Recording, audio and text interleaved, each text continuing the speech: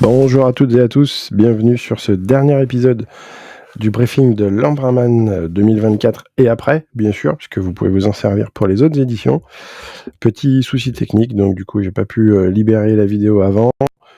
On va partir de suite sur les questions-réponses. J'espère que vous avez passé un bon week-end et surtout que vous êtes prêts parce que moi j'enregistre le lundi 29 et donc c'est la veille du des JO triathlon 2024. On va souhaiter bonne chance à notre équipe de France, hommes et femmes. On espère tous que ça va bien se passer et que surtout ça va nager, parce qu'apparemment les conditions de l'eau ne sont pas bonnes. On va pas revenir dessus, vous connaissez mon point de vue avec le triathlon, le podcast des Tri Bandits. Je vous mettrai le lien si vous l'écoutez pas, ça peut être sympa aussi. Allez, je vous cache ma tête parce qu'elle est toujours pas très importante. Voici donc les questions-réponses que vous m'avez laissées. Donc il y avait une très importante, le pacing. Il fallait que j'aille un petit peu plus en détail sur le pacing en brun. Je vais essayer de le faire et de le refaire, mais surtout de vous donner 2-3 clés, surtout les méthodes de travail avec lesquelles moi je travaille. Donc si ça vous intéresse, il faudra qu'on essaye de travailler un petit peu ensemble et qu'on en discute, parce que c'est quand même le pacing, c'est la base, essayer de se réguler son effort sur la durée. On m'a demandé le dénivelé exact du marathon, on y reviendra un peu parce que je suis passé dessus, mais effectivement, il y a 2-3 petits passages assez épais. Les heures de repos dont on discutera tout à l'heure, et l'alimentation et le plan diète. J'ai essayé de vous mettre 2-3 petites images pour revenir sur ce qui se passait, mais on y reviendra juste après, à la fin. Le pacing, comment parler pacing sans parler d'échelle de perception de l'effort, le RPE. Il y en a deux, il y a l'échelle de Borg, il y a l'échelle de 1 à 10 que tout le monde connaît un tout petit peu. J'aime bien celle de 1 à 10 et surtout avec ces couleurs-là, ce qui permet de situer un tout petit peu les efforts. Là, vous voyez à l'écran les pourcentages de FC Max. J'aime bien cette illustration, même si j'aime pas la FC Max. Donc du coup, c'est juste pour se rappeler globalement qu'il y a deux seuils, seuil ventilatoire, seuil lactique. On y reviendra si jamais on parle ensemble de seuils. Il y a deux seuils. Et les seuils d'effort, et là pour l'instant je vais parler de seuil ventilatoire, le SV1 et le SV2. Le SV1 se situe entre le 4 et le 5. Quand on passe d'un effort facile à un effort moyen, on est toujours, et ça c'est très important, en aisance respiratoire. S'il y a bien un repère que vous devez garder sur la distance de l'Ironman, c'est l'aisance respiratoire. Si vous êtes en aisance respiratoire, c'est que vous êtes capable de parler. Si vous êtes capable de parler, même quelques mots relativement courts, mais enchaînés, plusieurs mots d'affilée, c'est que vous êtes en aisance respiratoire, que l'intensité d'effort n'est pas trop intense et que vous n'êtes pas dans une filière qui va vous mettre en difficulté. Donc entre le 4 et le 5, on est en zone verte ou en zone jaune, ça tout va bien. Par contre, le deuxième seuil, que je vais appeler seuil ventilatoire 2, entre le 8 et le 9, on commence à être essoufflé, l'effort devient très très intense, au niveau musculaire ça cabosse. Là, sur un Ironman, je vous conseille de ne pas aller trop longtemps dans ces zones-là, sous peine de vraiment réduire vos possibilités d'effort longue durée sur la fin. Tout ce que vous créez comme fatigue au début, de toute façon, vous le payerez à la fin. C'est débit crédit, vous le savez maintenant. Donc, on garde bien ces deux petits RPE, ressenti personnel de l'effort. Moi, je le traduis comme ça en français. C'est pas du tout ça, mais échelle de perception de l'effort. Et c'est un outil qui est très très important. Si on se base uniquement sur la fréquence cardiaque, on oublie le stress externe, le stress tout court, la température, les concurrents, et ainsi de suite. Donc l'AFC est certes très représentative, mais si on n'a que l'AFC et qu'on ne se base que là-dessus, on risque de passer à côté d'une performance. Donc la fréquence cardiaque, le ressenti d'effort, bien sûr, et les allures ou les puissances cibles. Mais ça, on y vient juste après avec ce tableau-là. Donc ce tableau-là, il est vraiment propre à chacun, il faut se l'approprier, mais je vous donne ça comme indication pour le pacing sur Embrun. Donc les trois fameux piliers, quand je parle de pacing, je parle de piliers, je parle de 3 infos, pas une seule, même si la majorité du temps vous vous fixez sur une seule information, soit la puissance cible, soit l'allure. Il ne faut pas hésiter à corréler votre fréquence cardiaque, votre cible, puissance, allure, et votre ressenti d'effort. On vous dit par exemple de faire votre effort ou votre séance à 140, mais du coup vous allez viser 140. Un jour où vous êtes fatigué, votre ressenti d'effort va être à 8 pour cette même séance, et le lendemain vous allez être très reposé, votre ressenti d'effort va être à 2, alors que le ressenti d'effort doit être à 4 ou à 5. Je prends des extrêmes, mais vous avez compris la logique. Donc pour la natation, ce que je peux vous conseiller, retournez sur l'épisode numéro 1 sur la natation. Restez bien sur votre premier seuil. On est quand même pas loin des 1000 mètres d'altitude. On est sur une première épreuve de la journée. Restez en aisance respiratoire. Alors, bien sûr, aisance respiratoire relative, on nage, donc on a la tête sous l'eau, mais ne vous mettez pas en détresse respiratoire tout de suite. Et bien sûr, j'en reviens au RPE, restez entre 4 et 5. L'effort doit être facile. Ne me faites pas un sprint de 3800 mètres.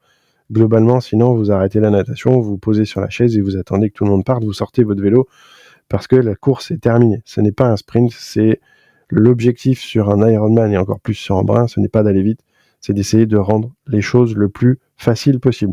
Je crois que je vous l'avais déjà dit, mais ça ne fait absolument rien de le répéter, bien au contraire. Les transitions sont plutôt importantes parce que souvent c'est là qu'on observe des pics de fréquence cardiaque et donc souvent source de stress et ainsi de suite. Restez tranquille, vos transitions, si vous êtes dans les délais, ne vous en faites pas, tout va bien se passer.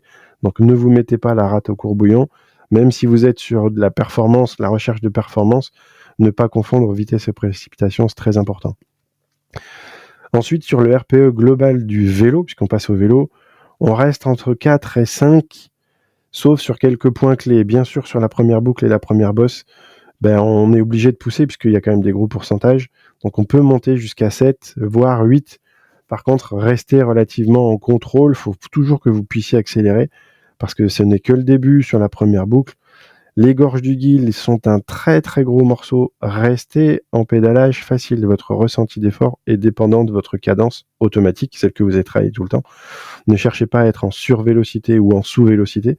Sous-vélocité, vous êtes en force, vous créez de la fatigue musculaire. Attention, l'isoar derrière, c'est un gros morceau. Si vous êtes en survélocité, vous risquez de faire monter votre fréquence cardiaque. Donc la fréquence cardiaque, on commence quand on est en altitude à manquer un peu d'oxygène, la fréquence cardiaque augmente. Donc vous pouvez approcher votre fréquence cardiaque proche du SV2. Ne la dépassez jamais, votre fréquence cardiaque de SV2. Essayez de rester le plus en contrôle possible. Le gros repère, c'est votre fréquence respiratoire. Je viens de reprendre mon souffle. Faites-en de même de temps en temps. Levez la tête parce que si on a la chance qu'il fasse beau, on est dans un paysage magnifique. Restez-y. Restez dans cette belle épreuve. Bon, il faut pédaler pour avancer, parce que sinon on va tomber. Mais que ce soit pour l'isoar, ne vous mettez pas dans le rouge dans l'isoar, même si c'est très dur. Essayez de vous dire qu'il faut qu'il vous en reste encore un petit peu pour la suite. 7 ou 8 en montée sur le RPE, parce que bien sûr c'est très dur, mais il ne faut pas se mettre au taquet. Dès que vous êtes en descente et que vous en avez la possibilité, descendez votre RPE, mais continuez à pédaler, sauf sur les premiers lacets de la descente de l'isoar, pour vraiment continuer à récupérer après votre ravito, mais on en parlera juste après. Et ensuite on passe, bien sûr, quand vous descendez Chalvet, profitez-en pour pédaler un tout petit peu, mais bien sûr c'est juste de la récupération active. Préparez votre marathon dans la tête, et ensuite on passe à la course à pied après quelques secondes où on est assis, où on peut passer les baskets et où on repart pour ce fameux marathon. 3 tours, 3 RPE cibles. Le premier, normalement, si vous êtes un peu entraîné, devrait être relativement faisable. Un RPE assis, c'est tout à fait logique. Ne vous mettez pas tout de suite sur un gros RPE, surtout dans la montée du roc, on y reviendra juste après. Sur les 2 derniers tours, on sait globalement qu'on est sur Embrun, on sait que c'est le gros morceau, on sait que c'est là que ça se passe. C'est là où il faut lâcher les chevaux, c'est là où il faut se dire, on est là pour ça, c'est dur, mais sur la montée, je ne ralentis pas trop, j'alterne marche-course. Sur les grosses portions montantes avec des gros pourcentages, à pied, ça sert absolument à rien de se mettre dans le rouge. On reste toujours en aisance respiratoire. Par contre, à un moment donné, il faut taper dedans. Et petit conseil, si jamais vous êtes vraiment au bord des crampes au niveau des quadriceps, dans la descente du roc, quand vous avez passé la ville, n'hésitez pas à faire 100 ou 200 mètres en marche arrière, ça peut vous détendre un tout petit peu les quadriceps. Ça marche. Sur le 3e tour, on ne se pose pas la question, de toute façon on est tous dans le mal, on est tous fatigués, exténués au niveau musculaire. Donc il faut taper dedans, il n'y a pas le choix. Il n'y a pas le choix. Ça roule ? Ok, ça c'était pour le pacing sur l'Embrunman. Bon, j'espère que j'en avais un petit peu parlé déjà dans les autres épisodes, mais voilà. Ensuite, le dénivelé sur le marathon. Le dénivelé sur le marathon, il est exactement de 135 mètres par tour. Donc 135 mètres par tour, ça fait quasiment 400 mètres sur les 3 tours. Mais le dénivelé est fortement concentré donc sur la montée du roc, à partir de la petite fontaine dont j'ai parlé dans l'épisode, je sais plus combien, 5 je crois. Là, il y a vraiment une grosse portion, 400-600 mètres, un peu pentue. Si vous êtes un petit peu fatigué, je vous déconseille d'essayer de la passer en courant, sous peine de vraiment subir tout le reste de la montée. Vous marchez, vite, mais vous marchez, et une fois que vous avez passé le dernier virage, que vous êtes au pied de la grande ligne droite qui vous ramène sur la grande route d'Embrun, là, vous pouvez repartir en footing léger ou alterner footing-marche. Et après, la montée dans la ville, normalement, elle est relativement un petit peu moins pentue, un petit peu plus agréable, et elle est relativement sympathique dans le sens où vous avez toujours un petit peu de public qui va vous pousser. L'air de rien, le public sert un peu. La descente vers la digue se refait de manière automatique, mais faites attention, la descente, c'est les quadriceps qui vont ramasser en excentrique, ça fait mal. Donc ne vous retenez pas trop non plus, tout simplement parce que vous risquez vraiment de terminer vos dernières petites fibres musculaires sur les quadriceps. N'oubliez pas, on descend en marche arrière si jamais on est au bord des crampes. Ça marche, donc ça c'était pour le vrai dénivelé. Attention, il n'y a pas que là. Une fois qu'on est parti, qu'on a fini la descente, une fois qu'on a terminé la descente, il y a la grande ligne droite qui nous ramène vers cette fameuse petite fontaine. Ça fait un petit tour en fait, on fait le tour de la ville. Une fois qu'on est revenu sur cette petite fontaine, il y a un tout petit passage montant, à nouveau. On redescend, on repique vers la digue, et là on va chercher une portion faux plat montant, et on revient. Le grand retour est un faux plat descendant. Donc le retour, quand on est à l'extrême est, à l'extrême droite du dessin, là c'est un faux plat descendant jusqu'au retour vers le parc. Donc ce n'est pas fini une fois qu'on est arrivé en haut du roc d'Embrun, ça serait trop facile. Ça marche ? J'accélère. L'alimentation pour Embrun, ça c'est ce que je préconise de manière générale. Et ça par contre c'est un petit peu à individualiser. Et si jamais vous ne vous êtes pas entraîné sur ce rythme alimentaire-là, prenez un tout petit peu vers le bas parce que c'est quand même un peu chargé, mais en même temps, Embrunman, c'est pas la balade du dimanche matin. C'est le 15 août déjà, c'est pas un dimanche. Trêve de plaisanterie. Sur la natation, on mange pas. Sur le petit déjeuner, j'en parle avec grand plaisir avec mes athlètes. Mais là, c'est à individualiser. Essayez de mettre un peu de protéines là-dedans pour essayer de stabiliser un maximum votre glycémie. C'est ce que je peux vous donner comme conseil. Et de surcroît, commencez à manger et à boire plutôt de manière tranquille sur le replat qu'il y a au milieu de la première montée. Ne vous précipitez pas sur vos bidons et vos gels ou vos barres dès que vous êtes sorti du parc. Ça monte trop et de surcroît, quand on est un petit peu énervé avec la première montée où il y a tout le monde, on se met un petit peu dans le rouge et c'est pas le bon moment pour s'alimenter tout de suite. On vient de passer 1 heure, plus ou moins 10 minutes, un quart d'heure allongé donc, et en train de nager. Laissez le temps à votre corps d'absorber le changement de vélo, de discipline et de passage au vélo. Et prenez vos 2-3 premiers kilomètres avec de la pente tranquille. On regarde un peu le beau décor dans lequel on est. Et sur votre premier replat après 3,5 km, je crois, de tête, vous pouvez commencer à boire et à manger solide liquide régulièrement. Je préconise un bidon de 500 ml par heure, entre 500 et 600, un tout petit peu plus sur la fin, puisqu'on va passer uniquement au liquide et pas au gel. Donc ça, c'est après la descente de l'Isère. 1 barre par heure en fonction de ce que vous mettez comme boisson. Si vous tournez au Morten, par exemple, sur la boisson, on est à 80 grammes par heure, donc par bidon et par heure. Ça fait déjà pas mal. Et 1 barre, c'est entre 40 et 50 grammes. Donc ça fait entre 130 et 160. 120 et 130, pardon. 120 et 130 grammes. Par heure, on est déjà très bien. Vous n'êtes pas obligé, si vous tournez à 40 grammes de bidon, plus 50 grammes de barre, ça fait 90 grammes par heure. Ça passe relativement bien parce que vous ne surchargez pas. Une petite gorgée, une petite bouchée. Coupez vos barres en deux et jusqu'à votre arrivée en haut de l'Isère, ça doit passer. En haut de l'Isère, ravito salé. On rajoute des protéines si vous voulez. Ça, c'est un petit tips que je vous laisserai dans la recette dans la description de l'épisode. Et puis les gommes ou les gels pour finir après l'Isère, tout simplement parce que c'est un petit peu agréable, ça apporte des glucides et ça passe très très rapidement dans le sang, donc c'est plutôt sympathique. Sur le marathon, on se pose pas de questions, soit un gel par 30 minutes avec un bidon à 30-40 grammes par heure, c'est plutôt bien, ça coupe pas mal le sucré et avec certains arômes, vous pouvez couper un petit peu et mettre de la fraîcheur, ou sinon vous passez un gel toutes les 20 minutes et un bidon avec un peu d'électrolyte, ça vous permettra de passer la chaleur sans aucun souci.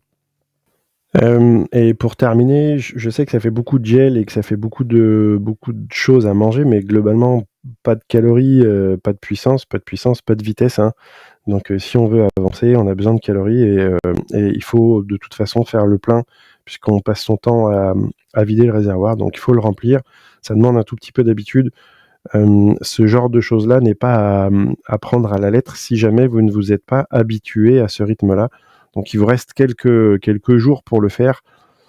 Si vous n'êtes pas du tout entraîné à manger pendant que vous pédalez et que vous courez, commencez maintenant, mais par contre allez-y progressivement et prenez pas l'image que vous allez voir juste après au pied de la lettre, puisque c'est sur un plan, c'est un petit repère qu'on peut avoir sur quelques semaines. Là, du coup, vous n'avez pas le temps, donc c'est peut-être en séance. Voilà, remplacez le mot semaine en bas, weeks, par séance, et essayez de monter progressivement, calculez vos apports. Donc ça demande, c'est un petit exercice, ça demande en fait à préparer vos ravitaux avant de partir.